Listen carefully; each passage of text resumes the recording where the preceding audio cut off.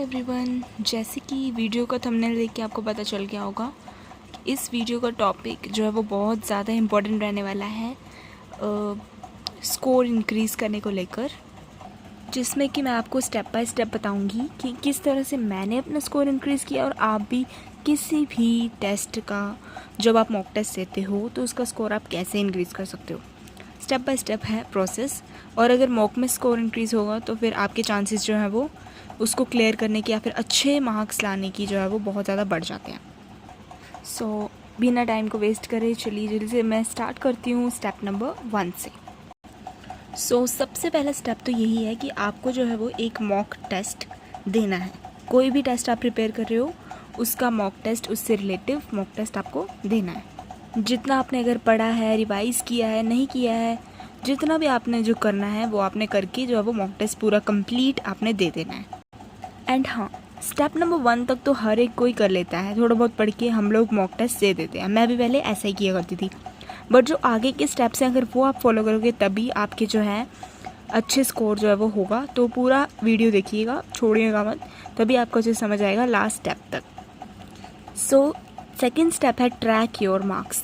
Track your marks का मतलब है कि आपके कि जितने भी बार आप उस सेम मॉक को दे रहे हो, मतलब आप जो है वो ऐसा नहीं करना है कि एक बार मॉक दे दिया एंड छोड़ दिया, एनालाइज कर ली थोड़ा बहुत तो छोड़ दिया, ऐसे नहीं करना है। उस मॉक्स को जो है आपको देना है, बार बार देना है, ठीक है, अगेन एंड अगेन देना है जब तक आपके जो है वो अच्छे मार्क्स नहीं आ जाते। इंग्लिश और मैथ्स और रीजनिंग के लिए तो बिल्कुल बेस्ट है, क्योंकि जीके जीएस का फिर भी जो है वो याद हो जाता है, बट उन सब का जो है प्रैक्टिस से ही आपका जो है वो याद होगा, आपको क्वेश्चंस करने के मेथड। और अगर स्टेप नंबर 3 है आपका, अगर आपके मार्क्स जो है वो कम आए हैं, ठीक है, अगर आपके मार्क्स जो है वो कट ऑफ या फिर जितने भी आने चाहिए उससे कम है, सो आपको क्या करना है, उसी सेम मॉक को जो है वो दोबारा देना है, बट पूरा सॉल्व करना है। ऐसे नहीं कि आपने आंसर्स याद कर लिए हैं और उनको आप टिक कर रहे हो। स्टेप नंबर 4 जो कि सबसे इम्पॉर्टेंट है, एंड ये है एनालिसिस, जो कि सभी सबसे पहले बोल देते हैं कि मॉक दो और एनालाइज कर लो।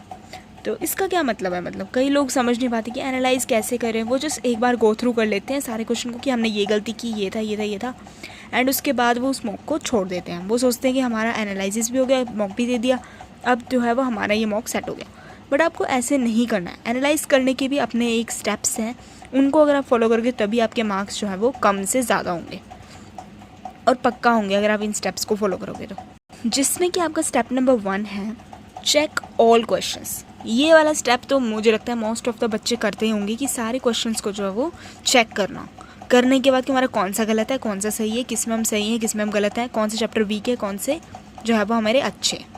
और उस क्वेश्चन का जो मेन फॉर्मूला है वो आपको जो है वो लिख लेना है। आप एक सेपरेट कॉपी लगा सकते हो, या फिर सेम जिस कॉपी में आप मॉक का रफ काम कर रहे हो, या फिर कोई भी पेज वगैरह, उसमें आप सारे जो है वो फॉर्मूलाज लिख लो छोटा छोटा करके, या फिर कैसे भी आप फॉर्मूला शीट जो है वो बना सकते हो। और अगर आपकी कोई ट्रिक है, जैसे इंग्लिश में, रीजनिंग में ट्रिक्स होती हैं, तो उन सब की जो है वो एक ट्रिक बना लो, अपने मन से एक ट्रिक बना लो उस क्वेश्चन की जिससे वो सॉल्व हुआ था ईजिली और जल्दी टाइम में। क्योंकि आजकल जो है वो टाइम के सेक्शनल टाइमर लग चुका है, तो इस जल्दी टाइम में आपको जो है वो कंप्लीट होना चाहिए। तो ट्रिक बहुत ज़रूरी है बनाना, ठीक है। उसी टाइम आप उस क्वेश्चन, उस टाइप ऑफ क्वेश्चन की, ये नहीं कि आप आंसर याद करके बैठ जाओ, बिल्कुल भी नहीं। आपको उस क्वेश्चन के लिए ट्रिक बनानी है, या फिर उसका जो मेन फॉर्मूला है वो आपको नोट डाउन कर लेना है। फिर आपको जो है ये सारे फॉर्मूले या ट्रिक्स जो है ये आपको 2-3 बार जो है वो रिवाइज़ करने हैं और लर्न करने हैं, ठीक है। फिर उसके बाद जब आप ये सब स्टेप करने के बाद एक बार फिर से मॉक दोगे वही वाला सेम, तो आपके मार्क्स जो है वो इंक्रीज़ 100% होंगे, और वो भी थोड़े बहुत नहीं, काफ़ी ज़्यादा, जिससे कि आपकी कट ऑफ भी क्लियर हो सकती है। उतने ज़्यादा मार्क्स जो है आपके एक बारी में ही आपको देखने को मिलेगा। ये एक मॉक का चल रहा है। अगर आप ऐसी चीज़ 10 या 15 या 20, 25 या फिर उससे भी ज़्यादा मॉक्स के साथ करोगे तो आपका उस सब्जेक्ट पे एक बहुत ही स्ट्रॉन्ग ग्रिप बन जाएगी, एंड फिर आपके ऑटोमेटिकली आपको ये सब स्टेप्स जो है वो करने की ज़रूरत भी नहीं पड़ेगी, क्योंकि आपके फॉर्मूलाज जो वो मैच होने लग पड़ेंगे। क्योंकि बिकॉज कभी कभी प्रीवियस ईयर क्वेश्चन जो है वो रिपीट भी हो जाते हैं, टाइप्स ऑफ क्वेश्चन जो है वो रिपीट हो जाते हैं। तो बस यही वो सारे स्टेप्स हैं जिनको फॉलो करके आपके मार्क्स जो है वो 100% इंक्रीज़ होंगे।